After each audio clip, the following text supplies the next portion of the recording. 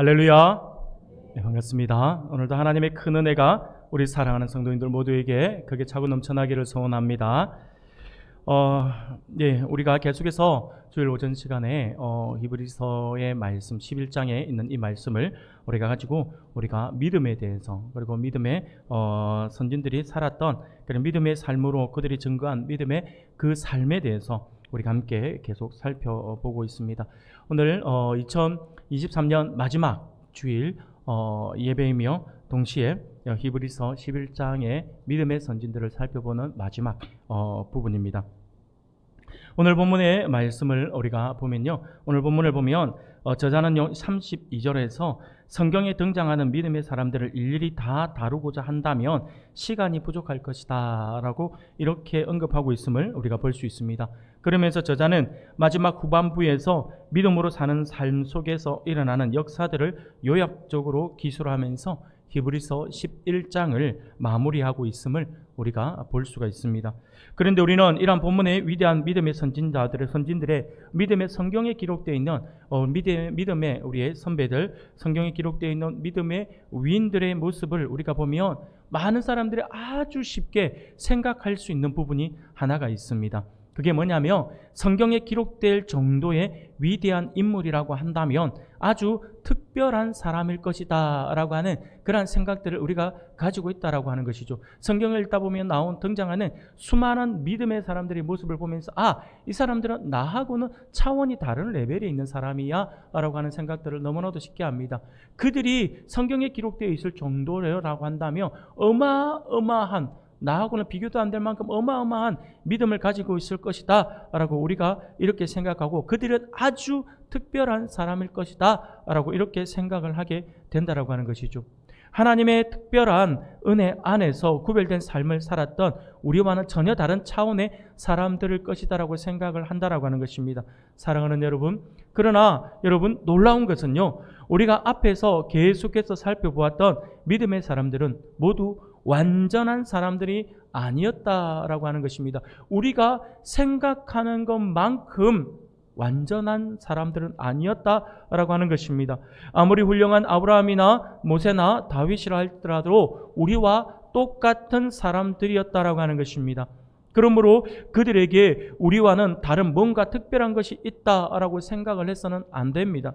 그럼에도 불구하고 그들이 성경에 그들의 이름이 기록되어 있어서 많은 믿음의 후배들에게 이렇게 모델로 제시되고 있는 그런 부분은요, 다른 이유가 아니에요. 그저 성경이 이들을 강조하고 있는 것은 그들의 자질이나 됨됨이가 아니라 그들이 범사에 하나님을 인정하고 그분의 말씀을 마음에 담고 믿음으로 살았던 그러한 그들의 삶에 있다라고 하는 것입니다.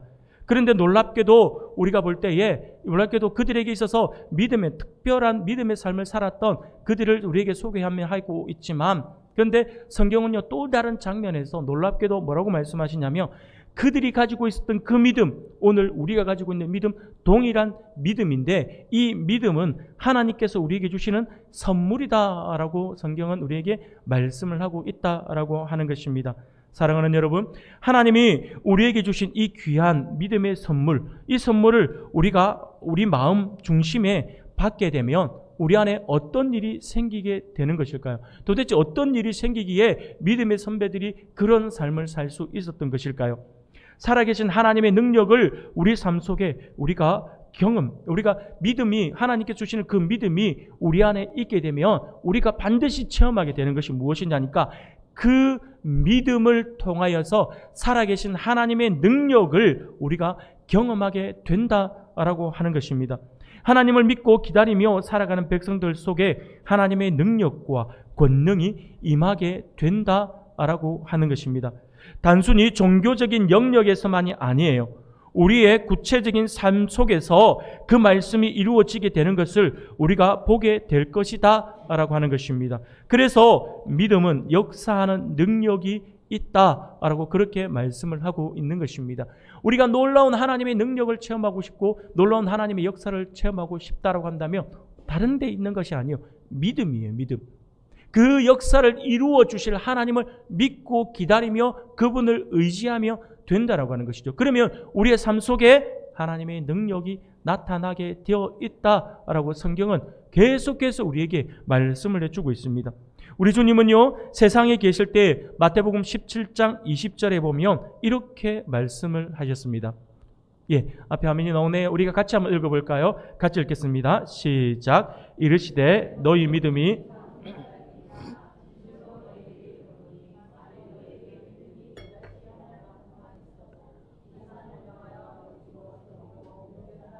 옮겨질 것이요 또 너희가 못할 것이 없으리라. 할렐루야. 아멘. 우리 주님께서 이렇게 말씀해 주셨어요. 겨자씨 한 알만큼의 아주 작은 믿음이라도 그것이 우리 안에 있기만 한다면 이 산을 명하여 옮기라 하여도 옮겨질 것이다 라고 하는 것이죠. 믿음이, 우리 안에 있는 믿음이 죽은 것이 아니라고 한다면, 우리 안에 있는 믿음이 살아있는 믿음이라고 한다면, 그 믿음이 아무리 작은 것이라 하더라도 그 믿음은 살아서 역사하게 되어 있다라고 우리 주님께서 말씀을 해주신 것이잖아요. 뿐만 아니라 사도 요한은요, 이 믿음에 대해서 뭐라고 말씀을 했냐면, 요한일서 5장 4절에 보면 이렇게 고백을 합니다. 무릇 하나님께로부터 난 자마다 세상을 이기느니라. 세상을 이기는 승리는 이것이니 우리의 믿음이니라 라고 고백을 합니다. 사랑하는 여러분, 이처럼 우리의 믿음은 역사하는 능력을 가지고 우리 삶 속에 들어와서 세상을 거슬러 가고 이기게 하는 힘을 제공해 준다라고 말씀을 하고 있습니다.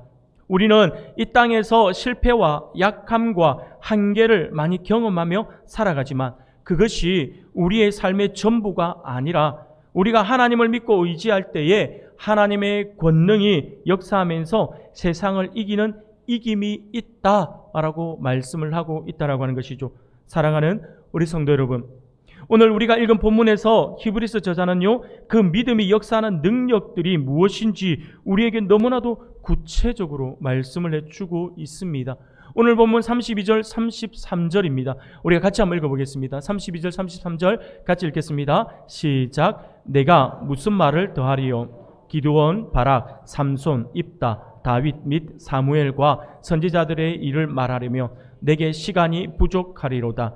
그들은 믿음으로 나라들을 이기기도 하며 의를 행하기도 하며 약속을 받기도 하며 사자들의 입을 막기도 하며. 아멘.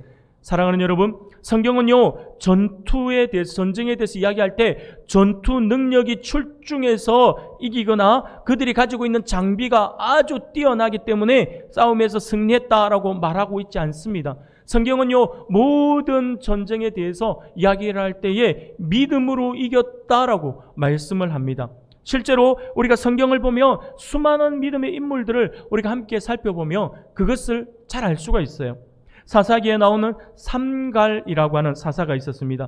이 삼갈이라고 하는 사사는요, 소모는 막대기 하나로 블레셋 사람 600명을 때려 죽이기도 했습니다. 그뿐 아니죠. 기드온이라고 하는 사사는요, 300명의 군사로 미디안 연합군 13만 5천 명을 이겼다라고 성경은 말씀하는 거예요. 사랑하는 여러분, 당시 하나님은 이스라엘이 자기 힘으로 이겼다고 할까봐 기드온의 군사들이 모여라 했을 때 수많은 백성들이 모였지만 하나님께서 그들의 수를 계속해서 줄여나갔어요. 계속해서 줄여나가시면서 결국 300명까지 줄이셨어요. 우리가 객관적으로 보더라도 도무지 이길 수 없는 숫자예요. 너무나도 큰 차이라고 하는 거예요.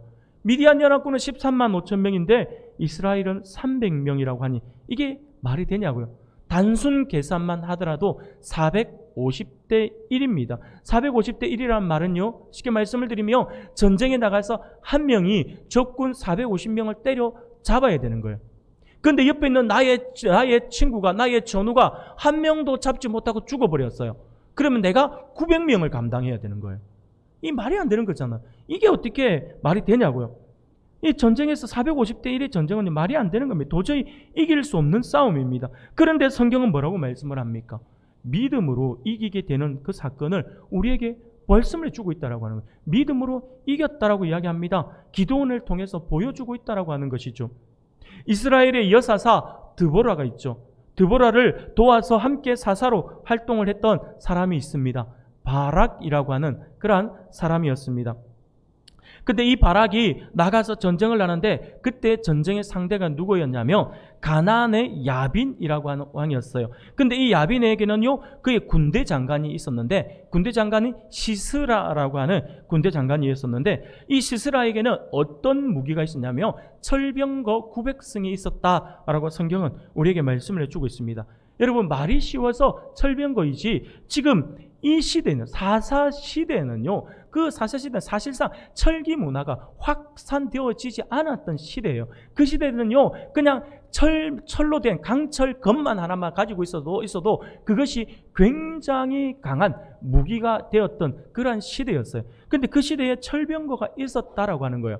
근데 그 철병거를 오늘 우리 시대로 이야기하면 이 철병거 부대는요, 기갑부대를 이야기하는 겁니다. 기갑부대. 그러니까 여러분 생각해 보십시오. 이스라엘 백성들에게 있어서는 전쟁에 나갈 때 겨우 칼이나 하나 들고 있을까 말까. 그 대부분들 뭐 그냥 농기구 이런 것들밖에 없는 시대였거든요. 그런데 그렇게 칼과 창만 가지고 있었던 어떤 그런 아주 어떻게 보면 좀 정말 무기가 형편없는 그러한 백성들이었어요. 그리고 그들에게는 그대로 전부 다 보병들이죠. 그냥 뛰어다니는 그런 사람들 뿐이에요. 그런데 그 시대에 이 가나안에는요, 철병거, 기갑부대 900성, 기갑부대가 있었다라고 하는 것이죠. 기갑부대와 보병의 전쟁은요, 싸움은 상대가 되지 않습니다. 전혀 상대할 수 없어요. 이것을 우리가 이미 과거 고대로 갈 필요도 없어요. 불과 우리 몇십 년 전, 100년도 안 됐죠. 우리 한국 전쟁만 보더라도 우리가 쉽게 알 수 있는 부분입니다. 6.25 한국 전쟁 당시에 우리 초기에 말도 안 되게 우리 국군이 밀리잖아요. 결국 낙동강 전선 이런 이야기까지 하잖아요. 부산 이 지역까지 그냥 눈 깜짝할 사이에 싹 다 빼앗기고 다 물러났잖아요. 물러난 이유가 무엇입니까? 우리에게 있어서 전투력이 부족했을까요? 우리에게 있어서 뭐 국가에 대한 애국심이 부족해서 그럴까요? 아니죠. 우리 국군들은요, 슈루탄을 들고 자폭할 정도의 그런 강한 이렇게 나라를 사랑하고 이 나라를 살리겠다라고 하는 그 애국심이 투철했던 군사가 우리 군사들이에요. 우리 국군들이었어요. 그럼에도 불구하고 이렇게 밀렸던 것은 결국 무기였어요. 그 당시에 우리는 무기는요, 일제시대 때 일본 군인들이 이렇게 놓아두고 갔던, 그냥 흔히 말하는 칼빈 소총이라고 하나요? 한번 땡기고 쏘고 한번 땡기고 쏘는. 지금도 요즘 부분이 한 번씩 예비군 훈련 가 보니까 이런 거 쓰던데, 요즘에 이런 무기 이제 다임이 없어졌죠. 저희들 때만 하더라도 현역 때는 아니고 예비군 훈련 갔을 때는 쓰더라고요. 아, 이게 칼빈이구나. 이게 정말 안 되네. 뭐 이렇게 하면서 사격을 했던 기억도 납니다. 사랑하는 여러분, 그 소총 하나 들고 있는 게 다였어요. 우리 국군은요. 그런데 북한군은요, 흔히 우리가 말하는 일명 따발총이라고 이야기하잖아요. 한번 당기면 따라락 해가 몇십 발씩 막 나가는 그런 따발총이라고 하는 연발총을 그들이 가지고 있었고요. 무엇보다 탱크가 있었잖아요. 최신형 탱크를 가지고 밀고 들어오니, 어디 총을 쏘아도 끄떡도 안 하는 그걸 밀고 들어오니 이길 방법이 없었다라고 하는 것이죠. 그러니 눈 깜짝할 사이에 나라가 이제 위기에 처하는 그러한 어려움이 있었다라고 하는 것이죠. 사랑하는 여러분, 전쟁에 있어서는 무기의 어떤 그 크기, 무기의 어떤 성능 이런 것들은 굉장히 중요하다 할 것입니다. 그런데 이 시스라 부대가, 이 기갑 부대는 자그마치 이 철병거가 900승이나 있었다라고 말씀을 하는 것이죠. 그런데 그 기갑 부대를 이스라엘의 보병이 이겼다라고 성경은 말씀하고 있다라고 하는 것이죠. 하나님의 말씀을 의지하고 믿음으로 싸웠기 때문에 가능한 승리였다라고 말씀을 하고 있습니다. 사랑하는 여러분, 그렇습니다. 성경은 믿음이 전쟁의 승패를 가른다라고 우리에게 분명히 말씀해 주고 있음을 우리가 잊어서는 안 될 것입니다. 이후의 말씀을 우리가 조금 더 구체적으로 살펴보면 33절 상반절의 말씀을 보며 이렇게 말씀을 합니다. 그들은 믿음으로 나라들을 이기기도 하며 의를 행하기도 하며 라고 말씀을 하죠. 저자는 믿음으로 의를 행한다 라고 말씀을 합니다. 여기서 의는 거룩과 정의를 합쳐놓은 것이라고 생각하면 될 것입니다. 이 땅에서 바르고 성결하고 거룩하게 살아가는 길은 믿음밖에 없다라고 하는 것이죠. 물론 믿음이 없는데도 대쪽같이 바르게 살아가는 사람들은 분명히 우리 주변에 있기는 합니다. 그러나 하나님이 보고 계신다, 하나님이 살아계신다, 내 삶의 결과는 하나님이 평가하실 것이다, 이렇게 믿는 사람이 아니라고 한다면 거룩하고 공의로운 삶은 불가능합니다. 내가 조금 정직하게 살 수는 있어요. 내가 조금 세상 사람들이 볼 때 착하게 살 수 있고 깨끗하게 살 수는 있지만, 그렇지만 믿지 않는 사람들 가운데서 그런 사람들이 있을 수는 있겠지만 그들이 하나님을 온전히 믿지 않는다라고 한다면 거룩하고 공의로운 삶을 살아가는 것은 불가능하다라고 하는 것이죠. 세상이 난장판이 되지 않도록 하나님이 일반 은총으로 부어주셨기 때문에 사람들이 극단으로 가지 않을 뿐이지 하나님을 인정하지 않으면요 공의롭고 거룩할 수 있는 사람은 아무도 없습니다. 그것이 우리 인간이 가지고 있는 본성이 악하기 때문이다라고 하는 것이죠. 우리가 믿음으로 바르게 서서 이 땅의 삶을 공의롭고 거룩하게 살아야 하는 것이죠. 사회가 보편적으로 다 옳다고 해도 믿음을 거스르는 일이라고 한다면 성도들은 하지 않아야 한다라고 하는 것입니다. 우리는 주님 앞에 서서 믿음으로 거룩히 행하며 공의를 지켜내는 자들이다라고 하는 사실을 우리가 결코 잊어서는 안 될 것입니다. 그것을 말씀하고 있는 것이죠. 33절 또 중반절에 보면 이렇게 말씀을 해요. 그들은 믿음으로 약속을 받기도 하며 라고 말씀을 합니다. 이 땅을 살아가는 성도들의 삶은요 믿음을 통해서 약속을 받는 삶이라고 할 수 있습니다. 또한 그 믿음으로 받은 약속이 이루어지는 것을 경험하고 누리면서 사는 삶이죠. 믿음의 수많은 선배들의 모습들을 보면 그들의 모습들을 보면 우리가 죄송합니다. 그런 모습들을 보면 이게 우리가 쉽게 알 수 있어요. 여호수아를 한번 볼까요? 여호수아는 여리고성을 하루에 한 바퀴씩 돌고 마지막 날 6바퀴를 돌면 성이 무너질 것이다라고 하는 하나님의 약속을 받았잖아요. 그가 그 약속을 믿고 그대로 행하자 여리고성이 어떻게 되었습니까? 무너지는 기적을 그가 체험을 했잖아요. 이스라엘 백성들이 모두가 다 그 기적을 맛보았다라고 하는 거예요. 다윗은 어떻습니까? 그는 기름 부음을 통해 왕이 될 것이다라고 하는 하나님의 약속을 받았어요. 그렇게 받은 뒤 10년이라고 하는 세월을 쫓겨 다니는 도망자의 삶을 살았다라고 하는 것이죠.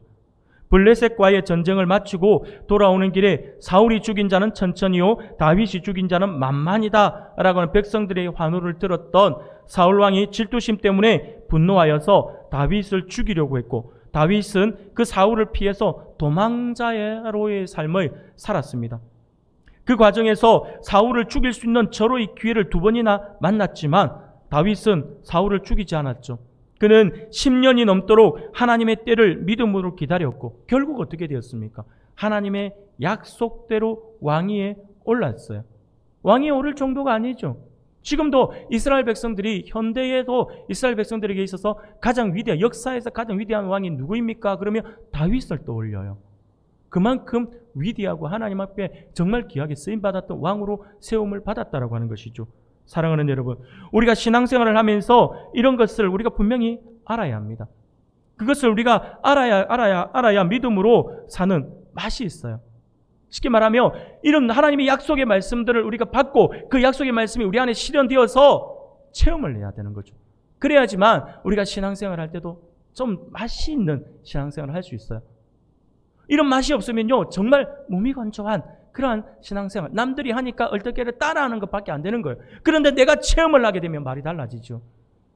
내가 더 하나님 앞에 엎드릴 수 있고 더 하나님 앞에 머리를 숙이게 되고 엎드리게 되고 하나님께 예배 중심의 삶을 살아가게 되어 있다라고 하는 것이죠. 사랑하는 여러분, 하나님이 삶의 자리에서 말씀, 곧 약속을 먼저 주시고 하나님의 때에 약속을 이루어 주시는 감격을 누리는 것만큼 우리 성도들에게 있어서의 큰 기쁨은 없을 것이다 라고 생각이 들어집니다. 이후에 33절 하반절에 보면 또 이렇게 말씀을 합니다. 그들은 믿음으로 사자들의 입을 막기도 하며 라고 말씀을 하죠. 사랑하는 여러분, 사자들의 입을 막았다 하면 누군가 떠오르는가요? 누가 한 사람이 딱 떠오르죠. 바로 다니엘입니다. 다니엘이에요. 생명도 아끼지 않고 하나님을 선택하고 하나님만을 온 땅의 왕으로 인정하는 다니엘의 믿음을 보시고 하나님은요 사자 굴 속에서 사자의 입을 막아 그를 죽이지 못하게 하셨다라고 하는 것이죠.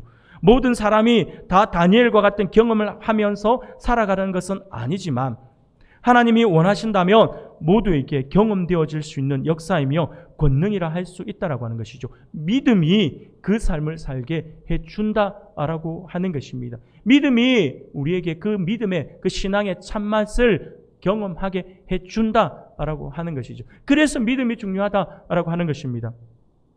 34절 상반절에 보면 불의 세력을 멸하기도 하며 라고 이야기하잖아요. 그 앞에 우리가 믿음으로 들어가야 됩니다. 믿음으로 불의 세력을 멸하기도 하며 라고 이야기합니다. 사랑하는 여러분, 불의 세력을 멸하기도 했다 하면 누가 떠오릅니까?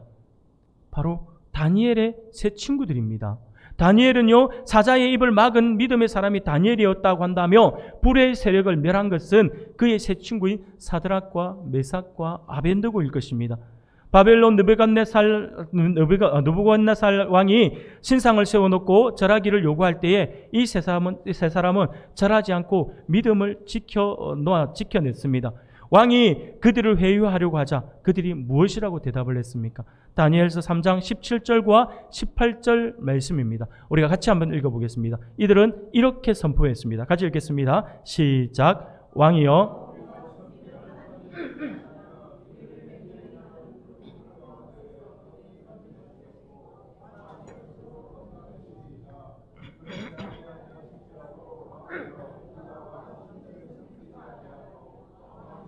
금신상에게 절하지도 아니할 줄을 아옵소서. 할렐루야. 사랑하는 여러분, 지금 이 상황이 그냥 단순하게 내 신앙 고백하고 신앙 자랑하는 자리가 아니에요. 지금 목숨이 지금 달려있는 그 자리예요. 그 자리에서 지금 고백하고 있는 것이 지금 바로 이 고백이에요. 이들이 대답을 어떻게 하느냐에 따라서 삶의 길로 가느냐 죽음의 길로 가느냐가 선택이 되는 그런 선택의 기로에 서 있는 거예요. 그러나 이들은요, 이렇게 이야기를 하면서 죽음의 길을 선택했다라고 하는 거예요. 대단한 믿음이잖아요. 그런데 사실 우리는요, 이러한 상황이면 한 가지 떠올리는 그림이 있어요. 그것은 기도하자마자 하늘에서 비가 쏟아져 불이 꺼지는 그림이죠. 많은 사람들이 가지고 있는 신앙을 가지고 있는 사람들이 가지고 있는 그러한 생각들이에요. 우리가 이런 고통을 당할 때, 이런 어려움을 당할 때 하나님이 살아계신다고 한다면, 하나님이 나와 함께 하신다고 하니까 내가 기도하면 지금 하나님께서 갑자기 비를 주셔서 이 불을 꺼주실 거야 라고 그렇게 생각을 한다라고 하는 것이죠. 아니면 하늘의 천군 천사가 나타나서 왕을 비롯한 불의의 사람을 싹 쓸어버릴 것이다 라고 이렇게 생각을 합니다. 우리가 불에 던져지기 전에 불이 먼저 꺼지든지 아니면 결정적인 장면에서 마치 과거 조선시대의 암행어사처럼 암행어사 출두요 라고 같이 외치면서 하늘의 천군 천사가 나타나서 우리를 구해 줄 것이다 라고 하는 기대를 대부분 많이 가집니다. 그런데 한 가지 우리가 알아야 할 것이 있어요. 그게 뭐냐면 하나님은 우리가 불구덩이로 던져지는 것을 허락하실 때가 있다라고 하는 거예요. 우리가 기도해도 하나님께서 침묵으로 기다리게 하시는 경우도 있다라고 하는 것이죠. 사드락과 메삭과 아벤느고가 불의 세력을 만난 것처럼 우리도 살아가면서 정말 고통스럽고 불같은 시험을 통과해야 할 때가 있다라고 하는 것입니다. 그러면 하나님은요, 하나님의 백성들 사랑한다고 사랑한다라고 그렇게 말씀을 하시면서 하나님은 왜 이런 시험을 허락하시는 것일까요? 하나님의 백성들을 사랑하신다고 그렇게 말씀을 하시면서 왜 이런 시험을 허락하는 것일까요? 그것이 우리를 연단시키시는 하나밖에 없는 하나님의 방법이기 때문이다라고 하는 것입니다. 철을 녹여서 필요한 무기나 농기구 또는 어떤 작품들을 만들려고 하면요, 쇳덩어리를 불에 녹이든지 아니면 벌겋게 달구어서 수없이 망치로 두들겨야 합니다. 두드려서 조금 만들고 다시 불에 달구어서 또다시 부두리고 이것을 수없이 반복을 해야지만 대장장이가 원래 만들려고 했던 그 목적대로 만들어진다라고 하는 것이죠. 사랑하는 여러분, 그런 일련의 과정을 우리는 연단이라고 한다라고 하는 것이죠. 하나님께서 우리를 연단하시기 위해 고통이라고 하는 것을, 고난이라고 하는 것을, 시련이라고 하는 것을 사용하신다라고 하는 것입니다. 결국 고통과 시련은요, 우리를 연단하기 위한 하나님의 도구였다라고 하기 때문에 우리가 결과론적으로 놓고 보면 그 시련이 있었기 때문에 내가 강해지는 것이고 그 시련이 있었기 때문에 내가 더 성장해진다라고 한다라고 본다면 그 시련은 우리에게 유익한 것이 된다라고 하는 것이겠죠. 한번 실패했다고 좌절할 필요가 없어요. 그것은 연단의 과정입니다. 오히려 내가 더 크게 되기 위해서 하나님께서 나에게 조그만 그런 시련을 통해서 하나님께서 지금 나를 만지시고 만들어가고 계신다라고 하는 사실들을 우리가 잊어서는 안 될 것입니다. 사랑하는 여러분, 불같은 시련을 통해 우리의 믿음은 조금씩 연단되어 가게 되어 있습니다. 그러므로 우리는 호크란 상황 앞에 놓이더라도 두려워하지 말고 한번 믿음의 발을 내디딜 수 있어야 할 것입니다.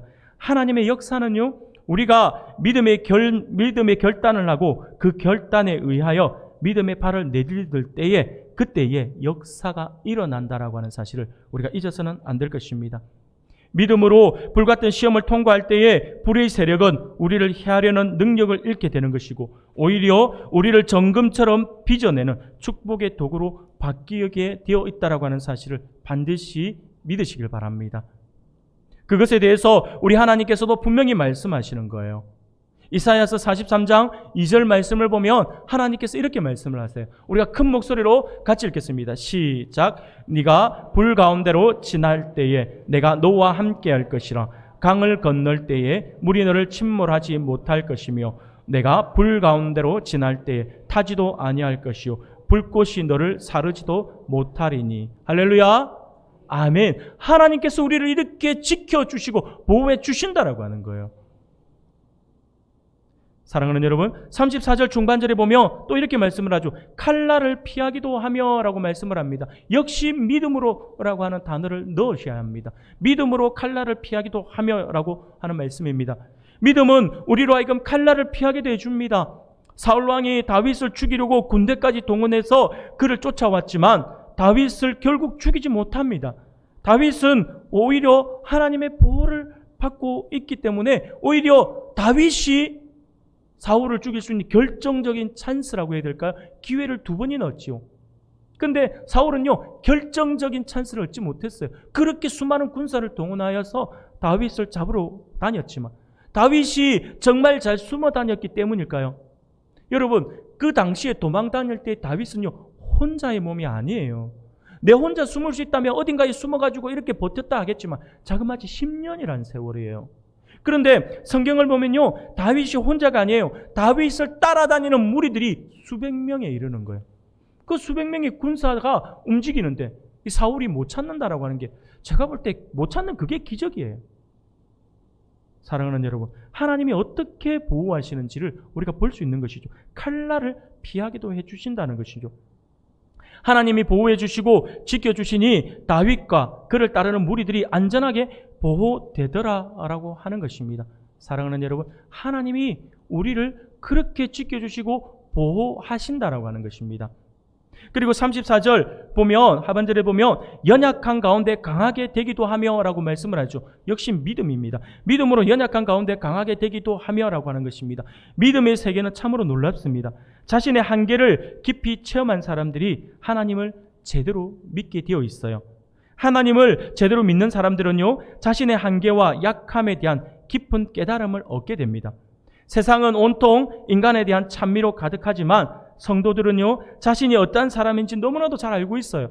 그렇게 자신의 약함을 아는데도 너무나도 놀라운 것은요, 내가 연약하다라고 생각하고 내가 연약하다고 고백을 하면서 나는 너무 약하다라고 그렇게 고백을 하는데 너무나도 놀라운 것은 그렇게 약하다라고 하나님 앞에 고백하는 그 사람, 고백하면 할수록 하나님은 우리를 더 강하게 해주신다라고 하는 거예요. 이 역설이잖아요. 믿음의 놀라운 역설이며 영광인 것입니다. 믿음으로 우리가 강해지고 잘 되는 것이 우리가 믿으면 우리가 강해지고 잘 되는 것이 아닙니다. 우리가 하나님을 믿게 되면 가장 먼저 우리의 연약함과 약함을 알게 되는 거예요. 내가 하나님을 믿는다라고 해서 무조건 처음부터 강해지는 거 아니에요. 철저하게 하나님 앞에 나 자신을 비추게 되며 하나님의 영광의 빛이 나에게 비추어지며 가장 먼저 나에게 오는 현상이 내가 죄인이구나. 내가 연약한 존재이구나. 내가 할 수 있는 것은 아무것도 없구나. 그러니 어떻습니까? 내가 연약하기 때문에 하나님을 의지해야죠. 내가 연약하기 때문에 하나님을 믿고 그분을 붙들어야죠. 이런 논리로 우리가 접근을 한다면 쉽게 말씀을 드리면 지금 내가 하나님을 의지하지 않고 있다라고 하는 것은요, 나의 능력이 부족하다라고 하는 것을 인정하지 않는 사람인 것이죠. 하나님 앞에 기도하지 않는다라고 하는 것은요, 내 힘으로 가능하다라고 생각하기 때문이다라고 하는 거예요. 사랑하는 여러분, 내가 연약할수록 우리는 하나님을 의지하게 되어 있습니다. 그것이 하나님이 우리에게 빛을 비추어 주실 때 우리가 체험하게 되는 부분이죠. 우리가 얼마나 보잘것없는 존재인지 알게 되는 것입니다. 그런데 놀라운 것은 그러한 약한 가운데 하나님을 믿음으로 우리는 어떻게 된다고요? 강해진다고요.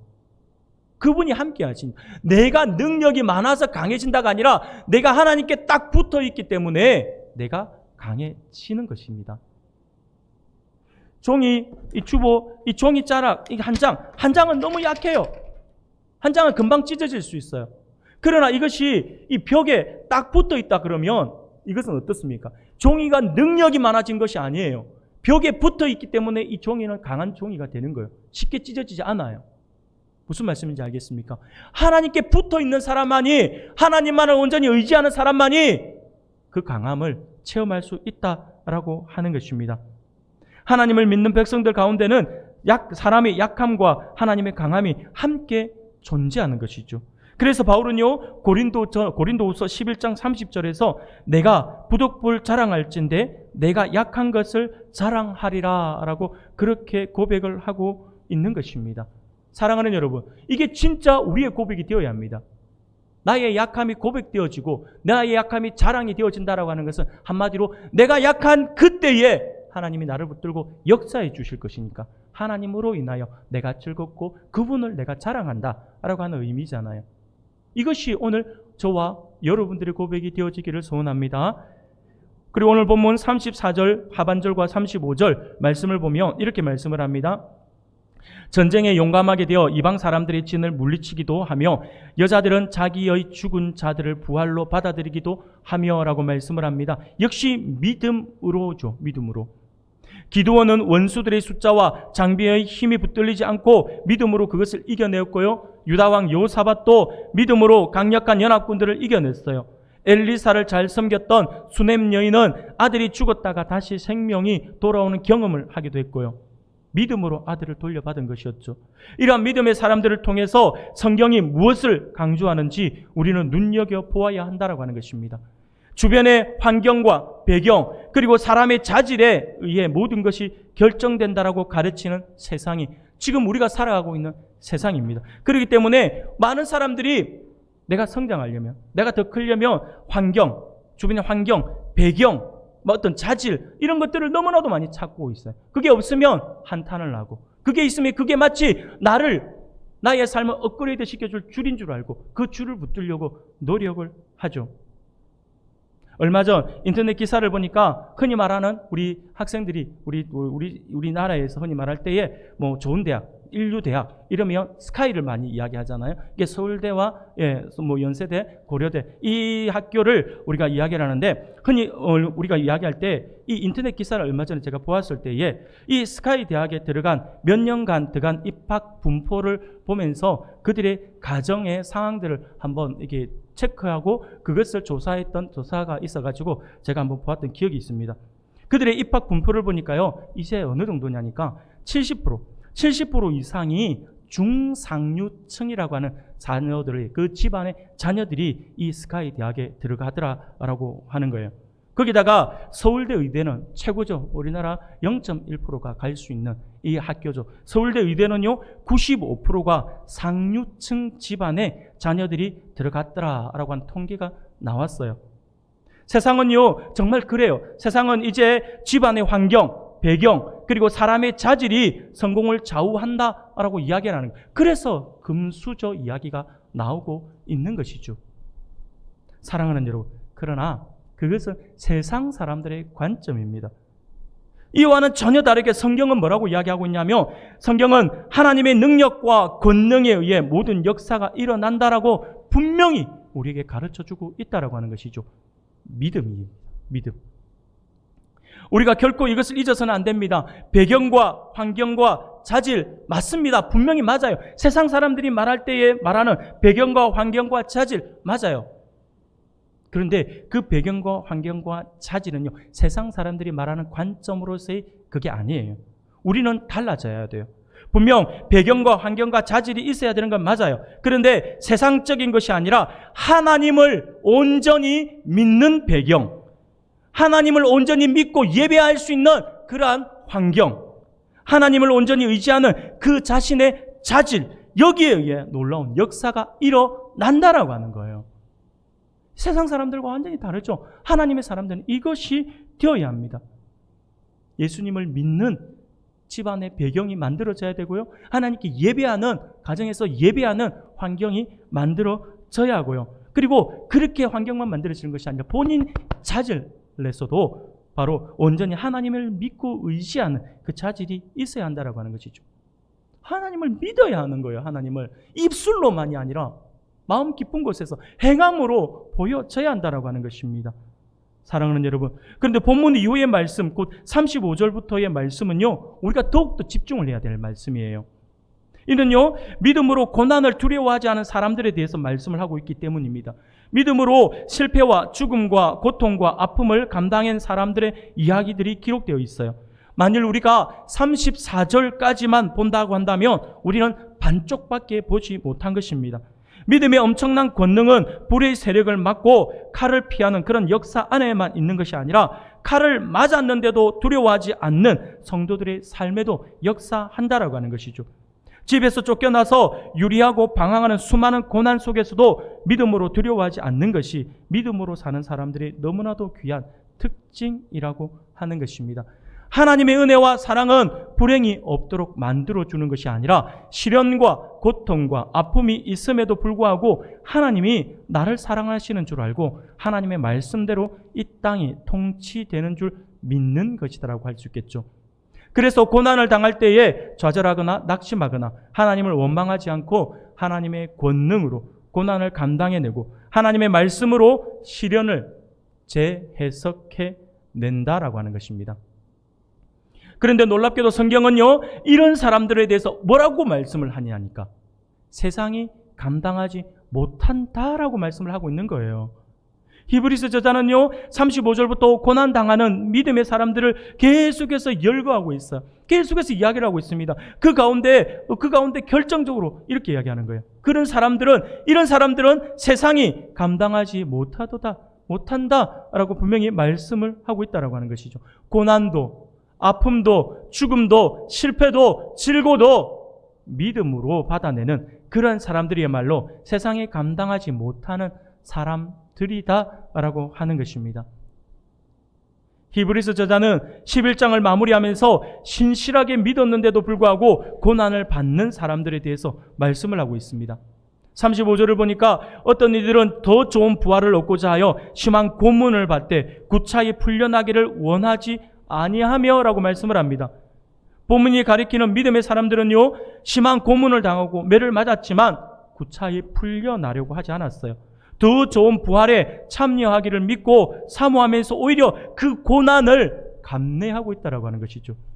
믿음을 버리면, 하나님을 향한 충성을 버리면, 진리와 반대인 것을 선택하면 고난을 면할 수가 있는지는 모르지만 주님께 순종하고 말씀을 따라 살고 믿는 바를 행하기 위해 고난을 받기를 기꺼이 한다라고 하는 것이, 이게 바로 믿음의 사람들이라고 하는 것입니다. 그러므로 우리는 믿음으로 고난이 면해지는 것만이 아니라 고난 당하는 것도 믿음의 중요한 요소이다라고 하는 사실을 우리가 분명히 알아야 할 것입니다. 하나님께 순종하기 위해, 하나님을 배도하지 않기 위해 기꺼이 악형과 죽음을 선택하는 것은 우리의 신앙생활 속에서도 일어나고 있는 일이죠. 예수 믿어서 복받고 좋은 일만 있는 것이 아니라 예수 믿어서 고난을 선택해야 하는 경우도 있다라고 하는 것입니다. 36절에 보니까 또 어떤 이들은 조롱과 채찍질뿐만 아니라 결박과 옥에 갇히는 시련도 받았으며 라고 말씀을 하죠. 타협하면 피할 길이 있겠지만 믿음의 사람들은 타협하지 않고 조롱과 채찍질과 결박과 옥에 갇히는 시련을 감당하며 살아간다라고 하는 것입니다.